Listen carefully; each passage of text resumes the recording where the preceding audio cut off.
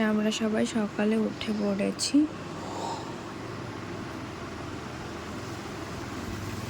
এটা আমাদের উপর থেকে ভিউটা কত সুন্দর লাগছে।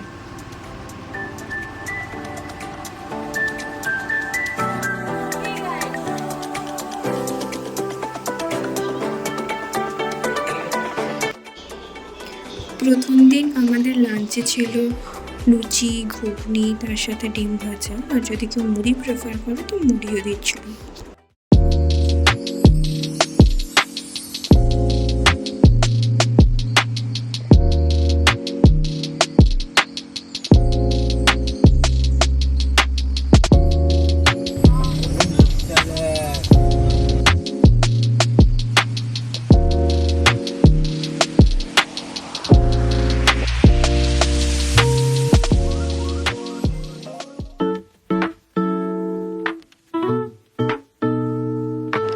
আমাদের যাত্রার প্রথম স্টপ ঝালং। জলঢাকা নদীর তীরে শান্ত এক পাহাড়ি গ্রাম। নদীর বয়ে চলার শব্দ আর চারপাশের নির্জনতা যেন এক নিমেষেই সব ক্লান্তি দূর করে দেয়। ভারত ভুটান সীমান্তের এই রূপ আপনাকে মুগ্ধ করতে পারে।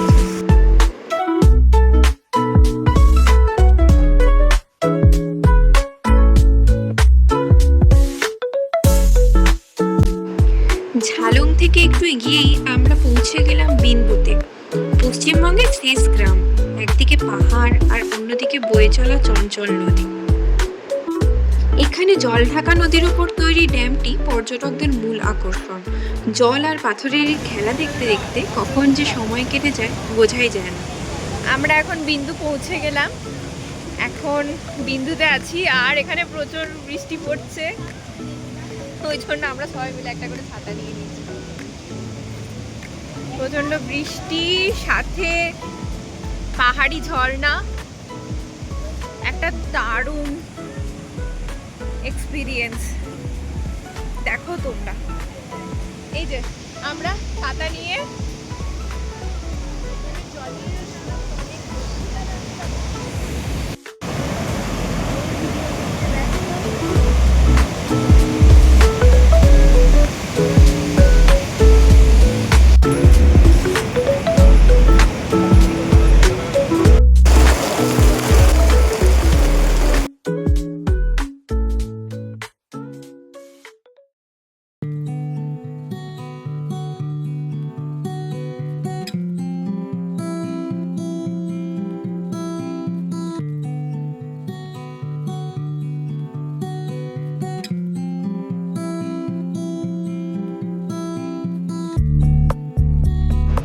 বিন্দু ঘুরে ফেরার পথে আমাদের পরের গন্তব্য ছিল ঝালং পিকনিক স্পট। নদীর ঠিক পাশেই পাথরের বুকে বসে সময় কাটানোর জন্য এর চেয়ে ভালো জায়গা আর হয় না। চারিদিকে পাহাড়ের হাতছানি আর নদীর ঠান্ডা হাওয়া, সব মিলিয়ে এখানে পিকনিকের আমেজটাই আলাদা। আমরাও অনেকটা সময় কাটালাম এই জলের শব্দ আর প্রকৃতির নিস্তব্ধতায়।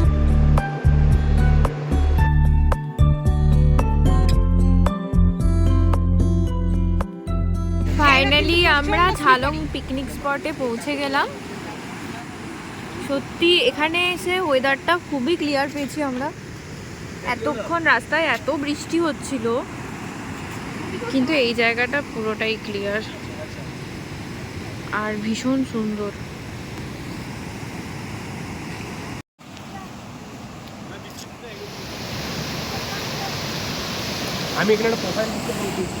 এখানে জলের ফ্লোটা এতটাই বেশি যে জলে নামা তো সম্ভবই না এখন এই সময়।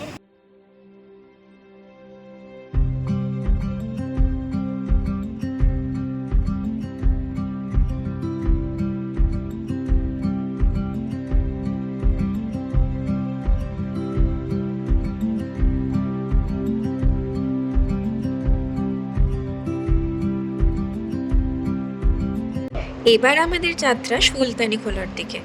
ঝালং থেকে সুলতানিখোলা যাওয়ার এই রাস্তাটি এক কথায় অপূর্ব। পাহাড়ি আঁকাবাঁকা চড়াই উতরাই রাস্তা, আর তার দুপাশে ঘন সবুজ জঙ্গলের দেওয়াল। মাঝে মাঝে ছোট ছোট ঝর্ণা আর পাহাড়ি মোড়গুলো যেন ছবির মতো সাজানো। জানলার বাইরে দিয়ে আসা ঠান্ডা হাওয়া আর বুনো ফুলের গন্ধ জানান দিচ্ছিল আমরা প্রকৃতির ঠিক কতটা গভীরে প্রবেশ করেছি।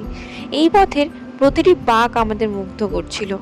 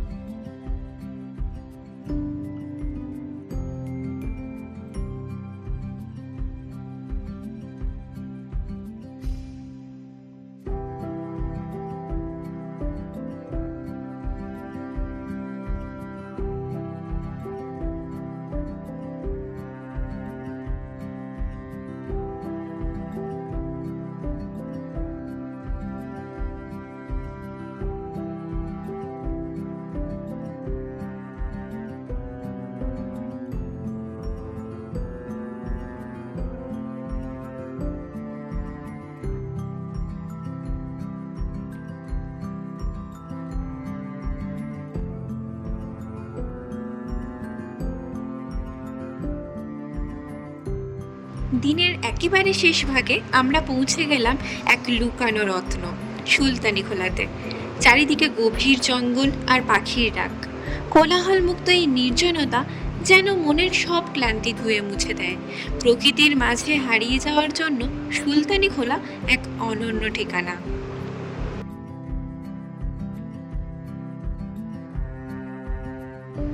সুলতানি খোলাতে এসে আমাদের গাড়ি পার্কিং করতে হলো। এবার ওদের সিন্ডিকেটেড গাড়ি করে আমাদের পুরোটা ঘুরে দেখতে হবে। আমি রেড চার্টটাও ভিডিওতে অ্যাড করে দিলাম।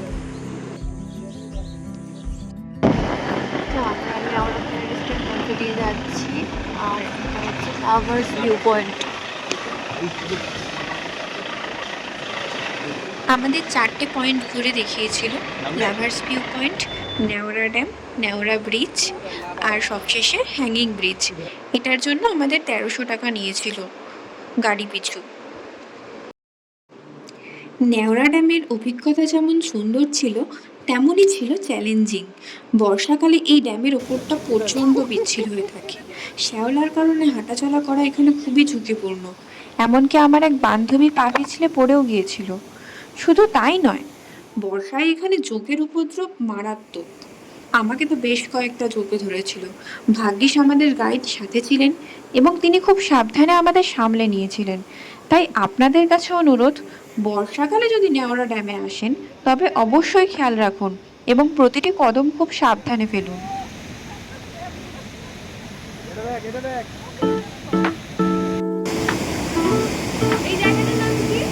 নেওড়া ড্যাম।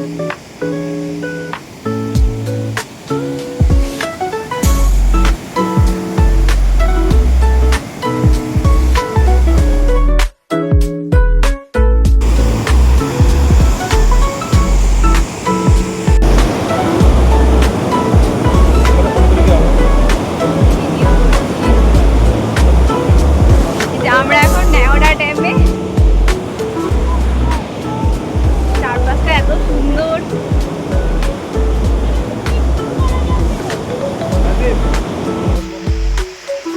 নেওড়া ড্যাম থেকে ফিরে হ্যাঙ্গিং ব্রিজে আস্তে আস্তে আমাদের প্রায় সন্ধে হয়ে গেছিল, কিছুই দেখা যাচ্ছিল না।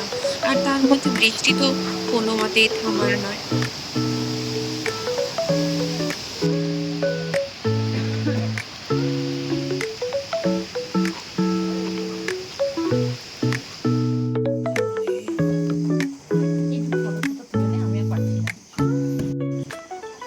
এই যে আমরা এখন সবাই মিলে একটুখানি মোমো খেয়ে নিচ্ছি। ঝালং থেকে সুলতানি খোলা প্রতিটি মুহূর্ত ছিল অসাধারণ।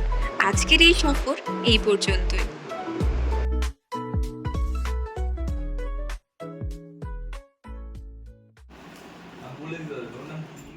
এই যে দেখো কীভাবে চোখটা ধরেছিল আর আমি একটুও বুঝতে পারিনি। আমি ঘরে এসে দেখছি যে আমার গোটা পা রক্ত ভর্তি, আর এখন পরিষ্কার করে ওষুধ লাগালাম, তাও আমার রক্ত বন্ধ হচ্ছে না। ঘুরে তাকাই